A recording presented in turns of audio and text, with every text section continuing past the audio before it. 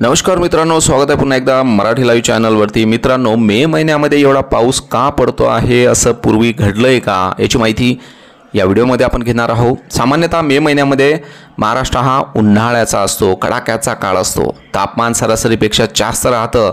शेतकरी आणि नागरिक पावसाच्या आगमनाची वाट पाहत असतात, पण या वर्षीच्या मे महिन्यामध्ये मात्र काहीतरी वेगळं घडत आहे।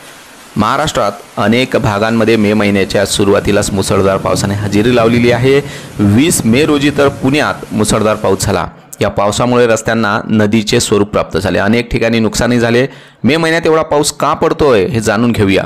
बघा, इतिहास असं सांगतोय की भारतीय हवामान विभागाच्या नोंदीनुसार मे महिन्यामध्ये महाराष्ट्रात अशा प्रकारचा व्यापक आणि जोरदार पाऊस अत्यंत दुर्मिळ आहे।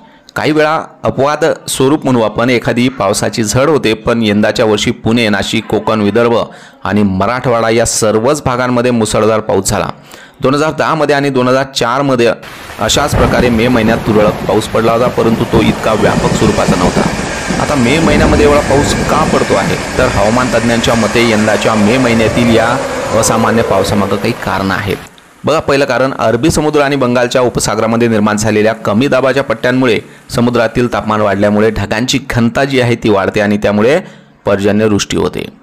त्यानंतर प्री मान्सून ॲक्टिव्हिटी लवकर सुरू होणे हे एक कारण आहे। सामान्यतः जूनच्या सुरुवातीलाच प्री मान्सूनचा प्रभाव दिसतो, पण यावर्षी हवामानामध्ये झालेल्या बदलांमुळे प्री मान्सून पावसाला सुरुवात लवकर झाली आहे।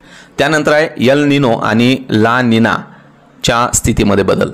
या जागतिक हवामान घटकांचाही परिणाम स्थानिक हवामानावर होतो। सध्या एल निनो जे आहे ते प्रभाव कमी होत असून त्यामुळेही वातावरणामध्ये आर्द्रता जी आहे ती वाढून पाऊस शक्य झालेला आहे। त्यानंतर आहे वाढतं शहरीकरण आणि हवामान बदल। मानवनिर्मित कारणांमुळे वातावरणातील स्थिरता वाढते आणि त्यामुळे अनपेक्षित हवामान बदल घडून येतात किंवा दिसून येतात। आता बघा की शेती आणि सामान्य जनतेवर याचा काय परिणाम झाला। या पावसाचा दोन्ही प्रकारे परिणाम होऊ शकतो। जिथे हवामान कोरडे असते तिथे मे महिन्यामध्ये पाऊस दिलासा देतो, मात्र काही भागांमध्ये या वेळच्या पावसामुळे उभ्या पिकांचं नुकसान होण्याची शक्यता आहे।